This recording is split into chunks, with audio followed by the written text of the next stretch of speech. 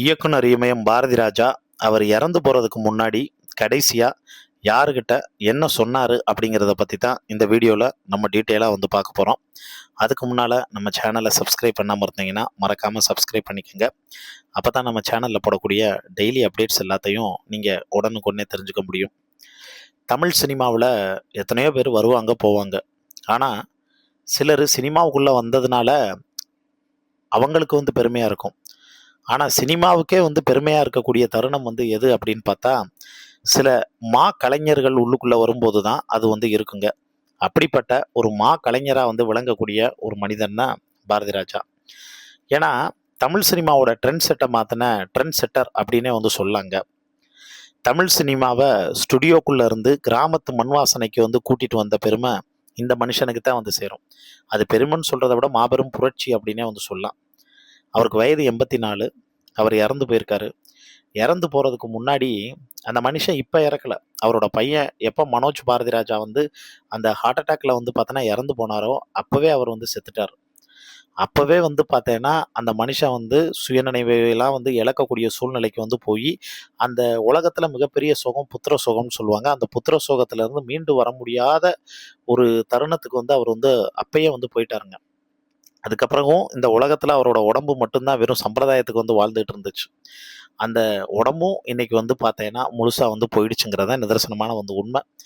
இறந்து போகிறதுக்கு முன்னாடி அந்த மனுஷன் தன்னோட தன்னோட பேத்தியையும் தன்னோட மருமகளையும் பார்த்து எமோஷ்னலாக அவரை அறியாமலே தாரதாரையாக கண்கலங்கி இருக்கார்.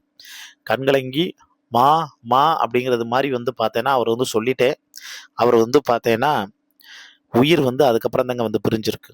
அதுக்கப்புறம் தான் அவருக்கு ட்ரீட்மெண்ட் எல்லாமே வந்து கொண்டு போனாங்க, வச்சாங்க. அதுக்கப்புறம் தீவிர சிகிச்சை பிரிவில் சேர்த்து அது பலன் அளிக்காமல் அப்புறம் மூச்சு திணறி அதுக்கப்புறம் வந்து அவர் வந்து இறந்து போனது.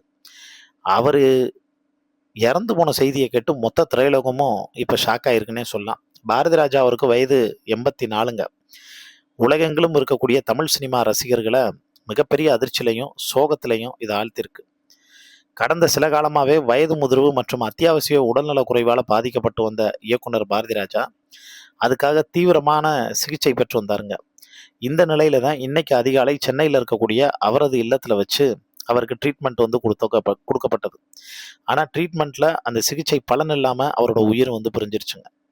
தமிழ் சினிமாவோட போக்கையே மாற்றி எழுதிய ஒரு சகாப்தம் இன்னையோட வந்து முடிஞ்சிருச்சு. தன்னுடைய தனித்துவமான முத்திரையினால தமிழ் திரையுலக உலகத்தரத்திற்கு உயர்த்தினவர் தான் பாரதி ராஜா. திரையரங்கில் அதுவரைக்கும் இருந்த நாடகபாணி சினிமாவை உடைச்சு 16 வயது நிலை திரைப்படம் மூலமா தமிழ் திரையுலகத்தில் புதிய புரட்சி ஏற்படுத்தினார் அப்படின்னே சொல்லலாம்.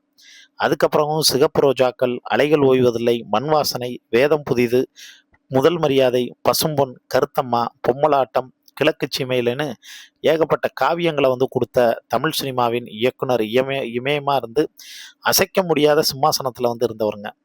அவருடைய மறைவு செய்தி வெளியானதை தொடர்ந்து திரையுலகத்தை சேர்ந்த முன்னணி நடிகர்கள், இயக்குனர்கள் மற்றும் தொழில்நுட்ப கலைஞர்கள் சென்னை நீலாங்கரையில் இருக்கக்கூடிய அவருடைய வீட்டிற்கு விரைந்து வந்து போயிருக்காங்க. இயக்குனர் இமயம் பாரதி ராஜாவின் மறைவுக்கு திரையுலகினர், பல்வேறு அரசியல் கட்சி தலைவர்கள், ஏன் தமிழ்நாட்டோட முதலமைச்சர் முதற்கொண்டு நேரில் போய் இரங்கல் தெரிவிச்சுட்டு வந்து வர்றாங்க. அவருடைய இறுதி சடங்கும் இன்னைக்கே வந்து பார்த்தேன்னா ப்ராப்பராக வந்து பார்த்தோன்னா முடிய போகுது அப்படிங்கிற தகவலும் வெளியாகிருக்குங்க. தளபதி விஜய் காலையிலே வந்து அவருடைய கண்டோலன்ஸ் தெரிவிச்சுட்டு அங்கே இருந்த ராதிகா முதற்கொண்டு எல்லாரையும் பார்த்து எமோஷ்னலாக அவர் உடஞ்சி போய் ஃபீல் பண்ணிட்டு தான் வந்தார். ஒரு காலகட்டத்தில் தமிழ் சினிமா இப்படித்தான் வந்து இருக்கும். அதாவது ஒரு சின்ன ஸ்டுடியோக்குள்ளே மட்டும்தான் வந்து பார்த்தோன்னா ஷூட் பண்ணி எடுக்கிறது எல்லாமே பண்ணிட்டு இருந்தாங்க. அந்த அந்த கிராமர் அந்த மனுஷன் வந்து உடைச்சு கிராமத்துக்குள்ளே கூப்பிட்டு வந்து அந்த கிராமத்தில் வந்து இருக்கக்கூடிய ஒவ்வொரு இடமும் போய் பட்டி தொட்டி எங்கோ அந்த மண் வாசனை எல்லாத்தையும் வந்து கொண்டு போய் அதில் இருக்கக்கூடிய அந்த உறவு சம்மந்தப்பட்டது, காதல் சம்மந்தப்பட்டது, இது எல்லாத்தையும் வந்து கொண்டு வந்து காவியமாக வந்து படைச்சாரு. நம்ம இசைஞானி இளையராஜாவுடைய நெருங்கிய நண்பருங்க அவரு. அதே மாதிரி இளையராஜா இந்த ஃபீல்டுக்குள்ள வர்றதுக்கு அவரும் ஏகப்பட்ட போராட்டங்கள்லாம் வந்து பார்த்தோன்னா வந்து போராடி இருக்காரு.